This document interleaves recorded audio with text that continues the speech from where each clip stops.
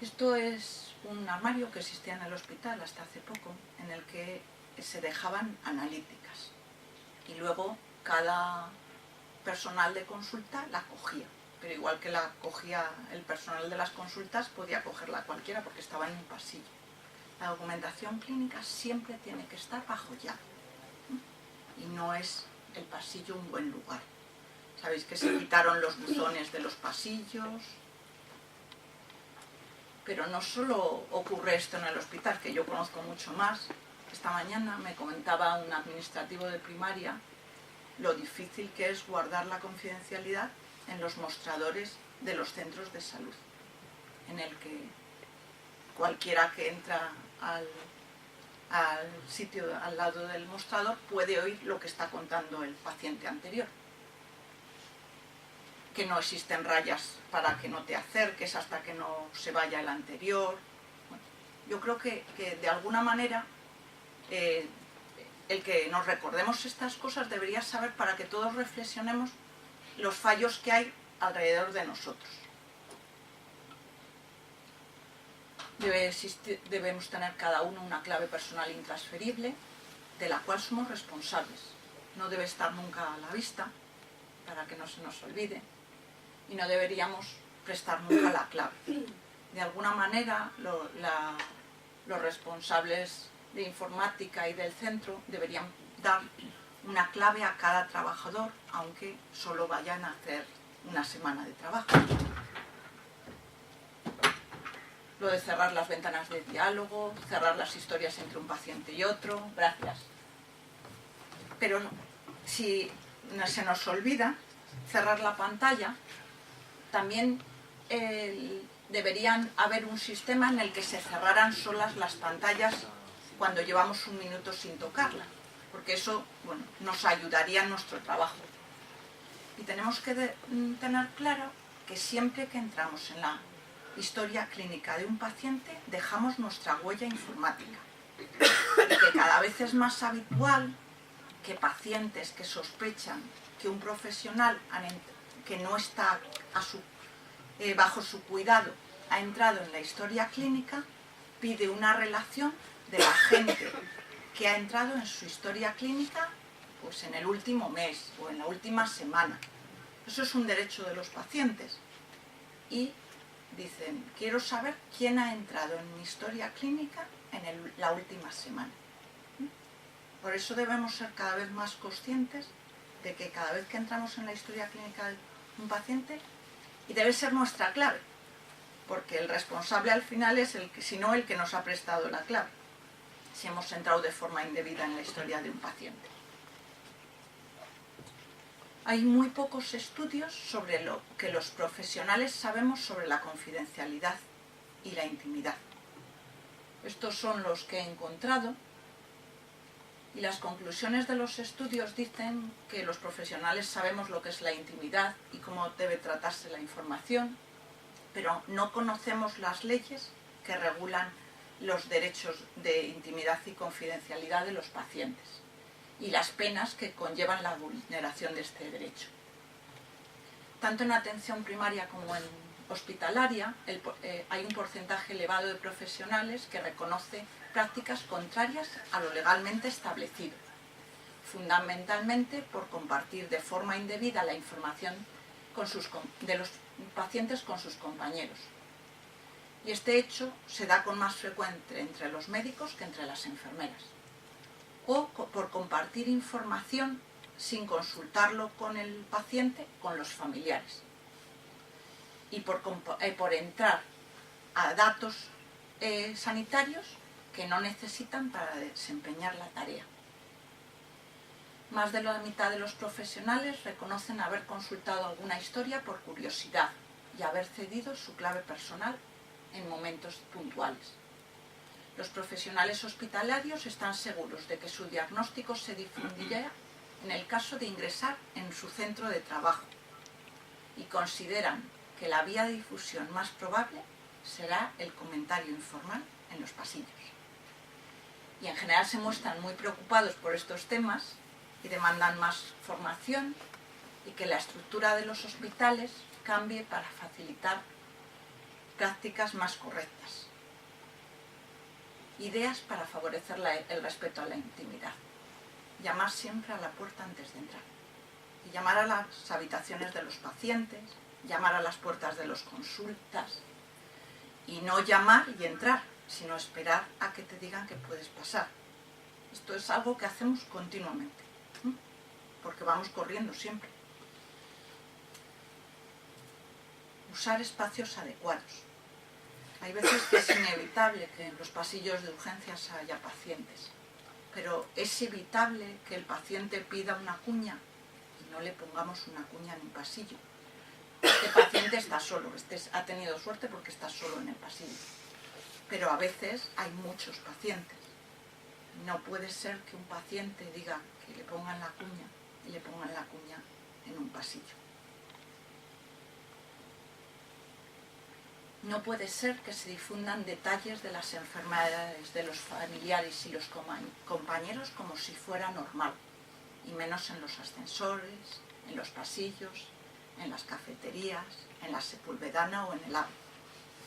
Si cualquiera viajáis de Madrid a Segovia, podéis enteraros de, además al final, en una hora te da tiempo hasta descubrir de quién están hablando. Y cuidar los vestidos de los pacientes ingresados. Esto es una foto habitual. Cada vez hay más conciencia de que no puede salir un señor a pasear por el pasillo cuando le decimos que tiene que pasear así. Tenemos que tener cuidado de facilitarle un pantalón, facilitarle una bata, y tenemos que concienciarnos de que hay que correr las cortinas entre los pacientes. Ellos decidirán si descorren la cortina o no, pero como profesionales, cada vez que entramos en la habitación tenemos que correr la cortina, porque es inevitable que el otro paciente oiga lo que le vamos a decir, pero de alguna manera favorecemos un poco la intimidad. Además, cuando se ocurre el hecho de la exploración física, el lavado o tal, deberá hacerse con el debido respeto y previa aceptación e información del paciente. El 27 de marzo del 2007 la Consejería sacó un plan de garantía de los derechos de las personas en relación con la salud y trabajaba mucho el tema de la confidencialidad y de la intimidad. Y tenía una serie de líneas estratégicas para que las trabajáramos. Una era la formación continuada sobre la confidencialidad y la intimidad. Editó una guía de la confidencialidad que es muy buena y que yo os animo a que la leáis, con muchos casos prácticos, y que las instituciones hicieran guías de acogidas a los profesionales para comentar este tema. Daba ideas sobre lo importante que era diferenciar la zona en las consultas de exploración de la mesa, para que cuando se abran las puertas indebidamente no se vea al paciente en la mesa, en la camilla de exploración. Y bueno, yo creo que casi todas las consultas del hospital, creo que queda 2 o 3, tienen una cortinilla alrededor de la mesa de la camilla de exploración. De ahí la idea de señalizar con luces las consultas cuando están ocupadas para que frene el que entremos en las consultas y que cuidemos el vestido de los ingresados. Además, que se incluya en todos los contratos de los profesionales, tanto sanitarios como no sanitarios, una cláusula que firmemos sobre el deber que tenemos de confidencialidad, que nos recuerda la información, que tenemos que tener cuidado con la información que se da a otras personas, que la información clínica, el principal receptor es el paciente y solo es el paciente el que nos autoriza a que se lo contemos a otros. Que los lugares de información asistencial deben ser cerrados y no deberían ser nunca los pasillos, que tienen que ser públicos los horarios de información. Tenemos que custodiar las historias clínicas, la documentación, tener cuidado cuando trasladamos la documentación, tener cuidado con el acceso a los datos de los pacientes y que existan sistemas de protección de todos los datos informatizados. Y bueno, mucha gente dice, ¡buah, total, esto está muy bien, es muy bonito, pero si total, si no pasa nada, ¿por qué nos lo saltemos? Esto son cosas orientativas que dice la gente, queda muy bien que Fabiola lo cuente, pero bueno, la realidad es otra. Pero es que existe un código penal y cada vez hay más sentencias y cada vez los pacientes saben mejor sus derechos. Y bueno, yo creo que el código penal regula el deber de derecho profesional y bueno, ya hemos hablado de las penas. Yo soy partidaria de que las cosas no debemos hacerlas porque las dice una ley. Pero siempre digo que es como lo de los puntos del carnet de conducir. Desde que hay puntos por el carnet de conducir, todos tenemos cuidado con la velocidad. Y a veces pienso que la única manera de que en el hospital, fundamentalmente, y perdonar los de primaria porque es el medio que más conozco, si un día oyéramos a fulanito le han inhabilitado porque entró en la historia de un paciente que no era suyo, seríamos mucho más cuidadosos. Eso me da pena, por otra parte. En la práctica la confidencialidad debería ser una actitud, un hábito y un compromiso, nunca un deber legal. Muchísimas gracias.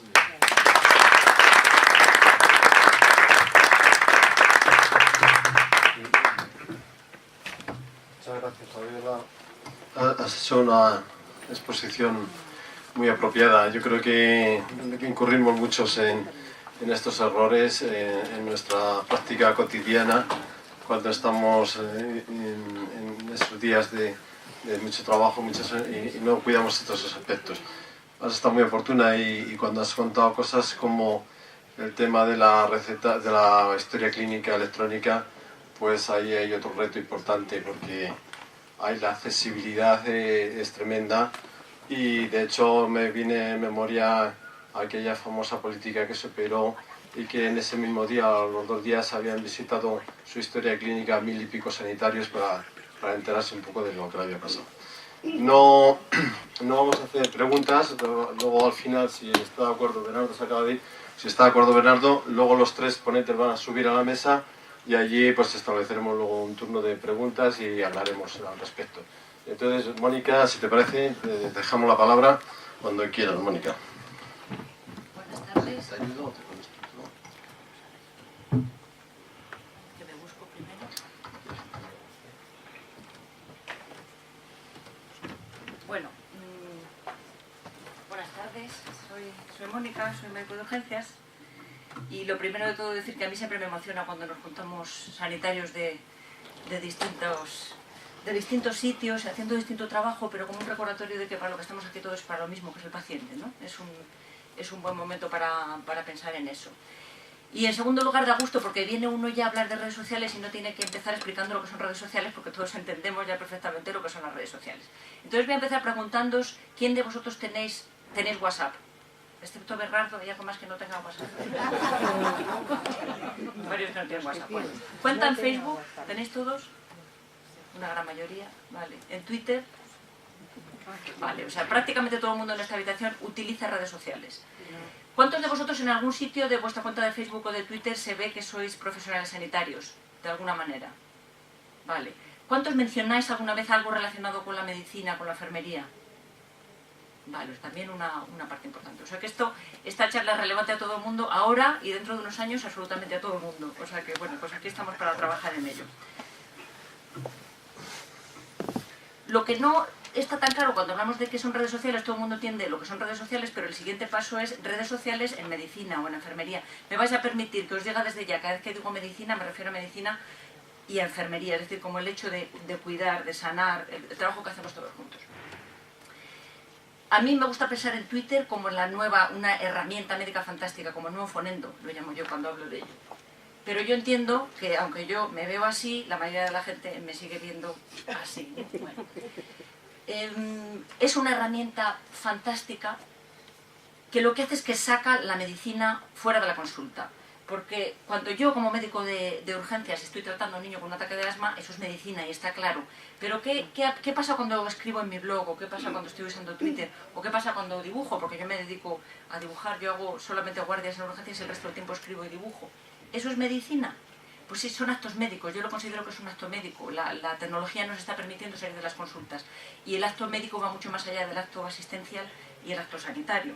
Pero ¿y en enfermería? Esto ilustró una revista digital, una revista de enfermería buenísima, que te dieron un dibujo y les hice esto. ¿Qué significa ser enfermera del siglo XXI? La enfermería está viviendo una verdadera revolución, revolución que por cierto se está viviendo mucho más en redes sociales que en la realidad de la enfermería del día a día. Estamos hablando, por ejemplo, de la prescripción enfermera, que yo, bueno, lo he vivido en Inglaterra todo el proceso. En Inglaterra se considera normal. En mi servicio de urgencias, las enfermeras veían, por ejemplo, a los pacientes desde que entraban hasta que salían un 40% del volumen, de principio a fin, y a nadie se le sube una ceja. Es decir, esto es una evolución que en otros países ya ha ocurrido, que aquí estamos empezando a vivirlo, ¿no? Y en las redes sociales se está viviendo, como digo, con más intensidad.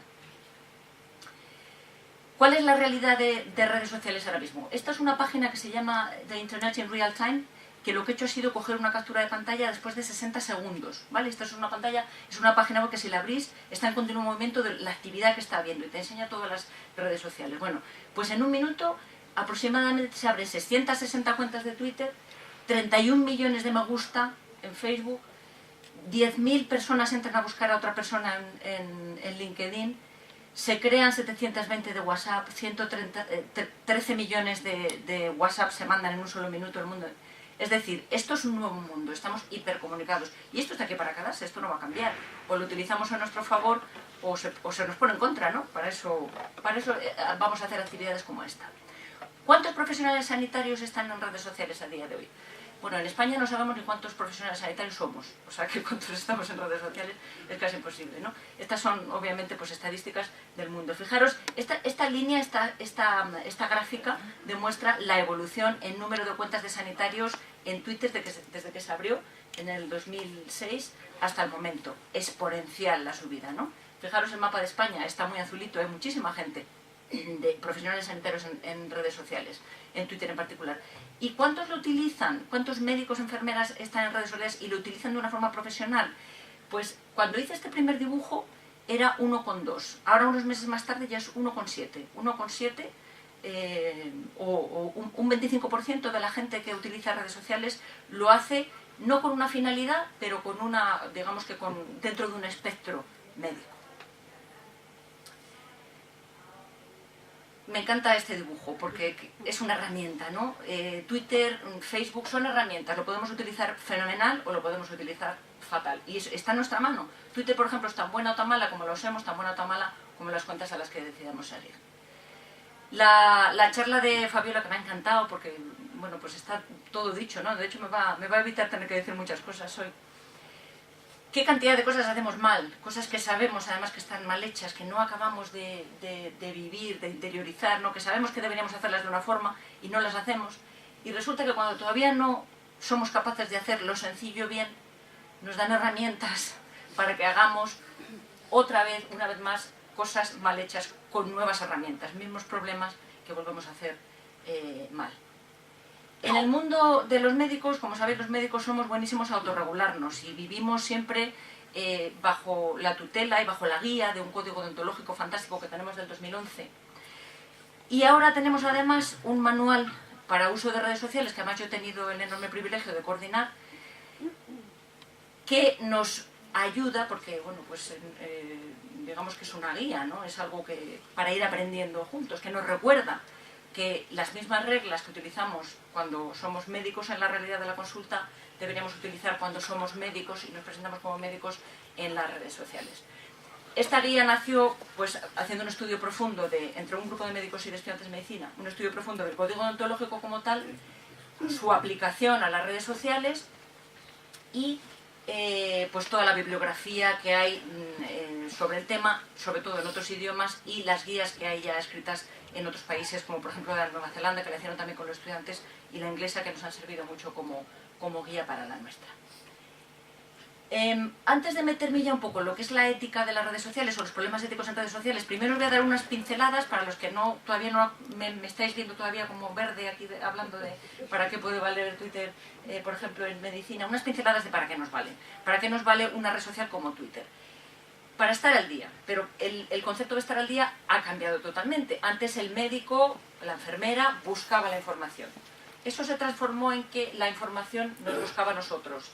Y ahora hemos llegado a un momento en que la información nos infoxica, nos asfixia y es absolutamente imposible estar al día porque lo que nos llega es tanto que es imposible saber cuál es paja y cuál es interesante, ¿no? Dice Isabel Sánchez, que es una pediatra de Madrid, dice que no es coña, que yo aprendo más en Twitter que en 4 congresos juntos. Y es verdad, esto es una formación continuada, lo de Twitter, no nos hace falta acudir a muchos más sitios.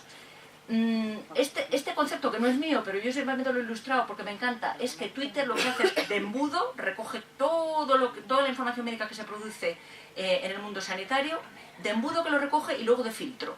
Y entonces al final te queda una pequeña cantidad de información médica diaria que es lo que realmente no te puedes perder. Como ejemplo de la cantidad de información que se mueve, fijaos que PubMed, que es el índice de artículos biomédicos del mundo entero, entra un artículo por minuto. Eso da una idea de la cantidad de producción que hay de tema sanitario, ¿no? Y si uno sigue a las cuentas adecuadas en Twitter, al final del día acaba pues con una especie de periódico personalizado que te permite leer sobre tus intereses médicos, tu especialidad, es decir, no perderte nada, asegurarte que al final del día, pues estando 10-15 minutos en Twitter, vas a leer esos 2 o 3 artículos que de otra forma hubiera sido imposible separar de todo el mare magnum de información que nos llega. Hay blogs, por ejemplo, fantásticos, que están transmitiendo una cantidad de información fabulosa.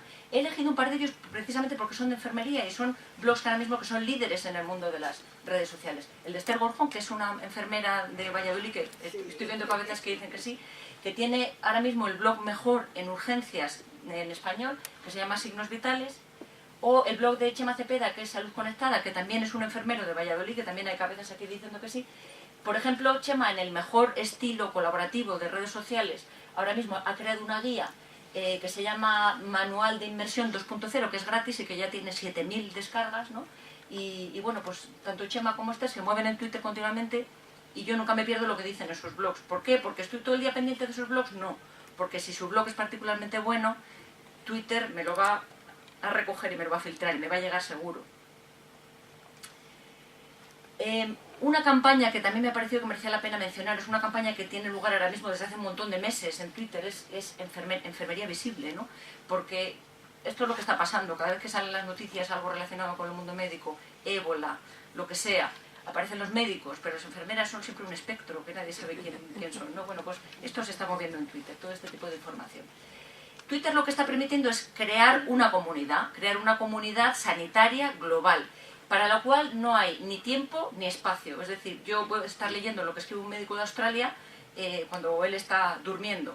Y además yo puedo entender cosas que se escriben en otros idiomas utilizando un traductor, o puedo comentar algo en otro idioma porque me da tiempo a pensármelo. No es como en un congreso que si quieres participar tienes que levantar la mano y decir algo, y en general los españoles somos bastante cortos para hablar un segundo idioma, con lo cual esto te permite interaccionar con gente de otros países también, no solamente de España, y realmente está creando una comunidad sanitaria.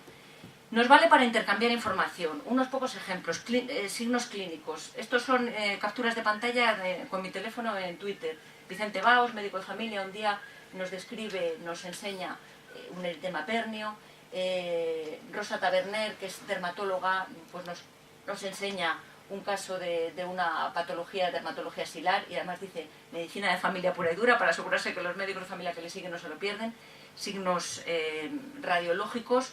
Hay muchas cuentas, por ejemplo, de electros también, electros normales, patología de electros, que te permiten pues, estar siempre revisando. Otra vez Vicente Baos, gran tuitero, recuerda gran sufrimiento de los pacientes de Raynaud. Bueno, pues nos enseña cómo es una mano de un paciente que la acaba de ver con Raynaud. Y Lin Gilberto, que es un médico de Guayaquil, de Ecuador, un día nos enseña petequias, acrodermatitis. Bueno, pues fijaros, ¿no?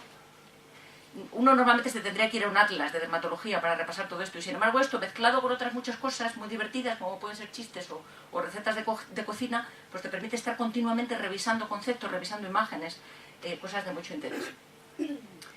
Esto es una captura de pantalla de un día, ahí lo explico muy bien. Como sabéis, en Castilla y León tenemos la tristeza, señor gerente, tenemos la tristeza de tener limitado el internet en consulta, y eso pues nos está dando verdaderos problemas a la hora de hacer búsquedas. En un ámbito, por ejemplo, como el mío, en urgencias, en el cual estamos viendo muchos pacientes a la vez, con mucha prisa y necesitando de vez en cuando hacer alguna búsqueda para ayudarte en tus decisiones, pues a mí las redes sociales me valen para que alguien me haga esa búsqueda. Entonces yo con mi teléfono, ¿qué hago? Este día, por favor, alguien con tiempo y acceso a internet me puede buscar si el Clesane altera los dímeros de. Gracias. Y ya de paso mencioné a la Junta de Castilla y León y les mencioné lo que hacemos siempre, Internet en Consulta, que es una campaña que continua para llamar la atención, por favor, devolvernos internet. Bueno, pues en menos de 2 minutos este médico, es un médico de familia inglés que habla muy bien español, me encontró un enlace en el cual me decía que el Clesane no solamente altera los dímeros, sino que dependiendo de la dosis de Clesane altera los dímeros de una forma u otra. En menos de 1 minuto yo tenía la búsqueda hecha. Otro ejemplo, algún neumólogo en la sala, un paciente con WRA, World Related, que me falta saber qué es la A, dice esta doctora que es médico de familia en Tarragona. Le contesta a otro médico que a pesar de ser hombre es un médico de urgencias catalán, dice alergia o asma, más probable alergia.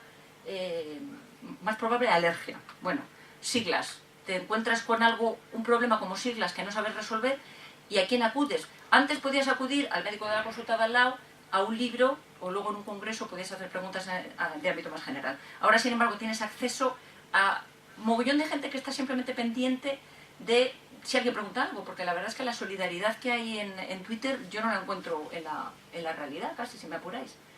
¿Cuándo se ha dejado de comercializar el Torecan? ¿Con qué lo sustituís? Dogmatil, betaistina, esto a cuenta de cuando se ha dejado de vender en formato pastillas. Bueno, pues inmediatamente sí, tal, nosotros mandamos betaistina, pues depende de para qué, en urgencias para vértigo Menier. Inmediatamente se estableció una conversación con enlaces, el Medimecum todavía lo señala en uso. Yo ya me marché porque yo estaba trabajando, pero continuó la conversación y al cabo de un rato yo vi que habían entrado a participar en esta conversación un montón de sanitarios, ¿no? Sobre su experiencia con unos, los efectos secundarios, en fin.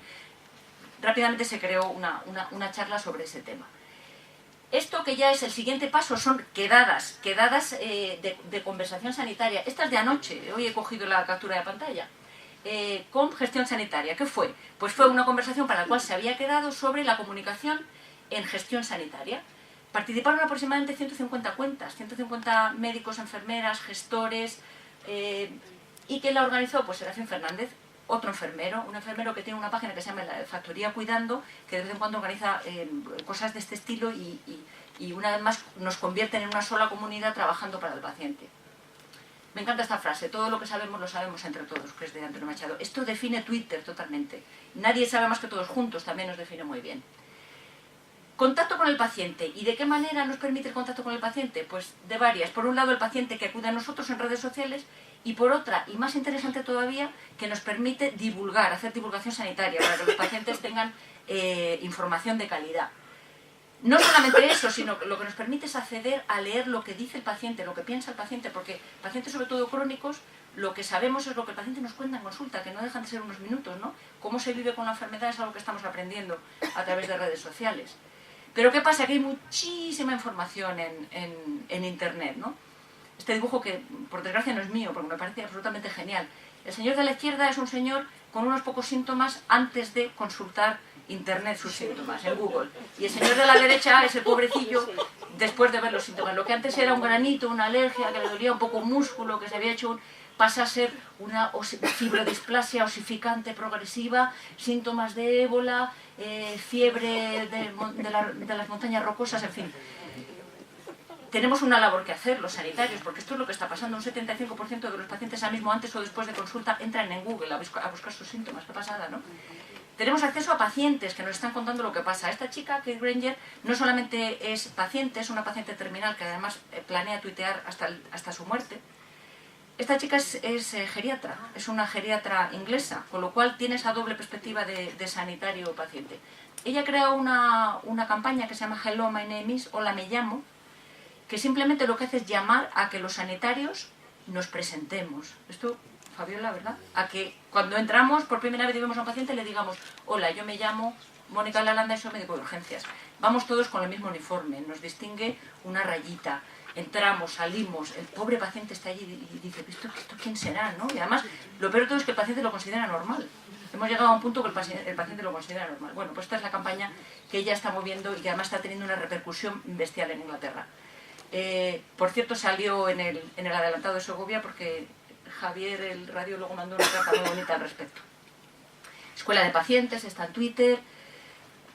Como ejemplo, ¿no? Esta chica tiene un blog sobre el tinnitus, cómo vivir con el tinnitus, cómo vivir con un Meniers, ¿no? Pues ella tiene un blog en el cual un otorrino, un médico de familia puede entrar y saber mucho más de lo que sabe en el contacto, en consulta con el paciente, ¿no? Saber cómo se vive con algo tan tremendo como el ruido en el oído continuamente.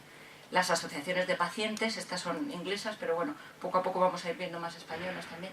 Esto es muy interesante. Twitter, un aliado para los médicos. Esto es de hace muy pocos días. Esto salió en el ABC de Tecnología. Se ha hecho un estudio en el cual dice que el médico ahora es capaz de entender mucho mejor, o va a ser capaz de entender mucho mejor la patología del paciente leyendo lo que el paciente dice en Twitter, ¿no? Lo que para mí hasta ahora era una intuición, fantástico ver que se ha estudiado y que dice que sí. Acceso a pacientes celebrities, como Pedro J. Ramírez. Aquí tuve un intercambio sobre la próstata de Pedro J. Ramírez y su PSA, porque él dijo un día en Twitter, Pedro J. Ramírez es muy tuitero, dijo un día que se había hecho una revisión, que se había hecho un chequeo. Entonces le pregunté cómo tenía la PSA. Muy mal por mi parte, horroroso, rompí totalmente su confidencialidad, está feo.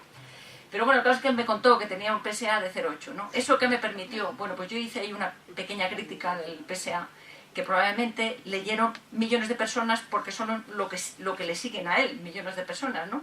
A lo mejor alguien diría, oye, ¿un médico criticando la PSA? Bueno, pues una pequeña llamada de atención, ¿no? Digamos que nos da un escaparate nuevo y distinto.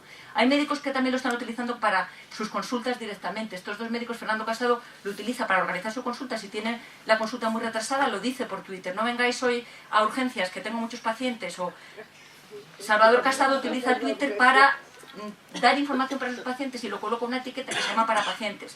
Cada vez que pone algo que es para sus pacientes, lo va guardando en Twitter, lo va dejando, de forma que los demás tenemos acceso a eso. Y yo creo que en el futuro muy próximo vamos a empezar a recetar enlaces, menos que medicinas, ojalá.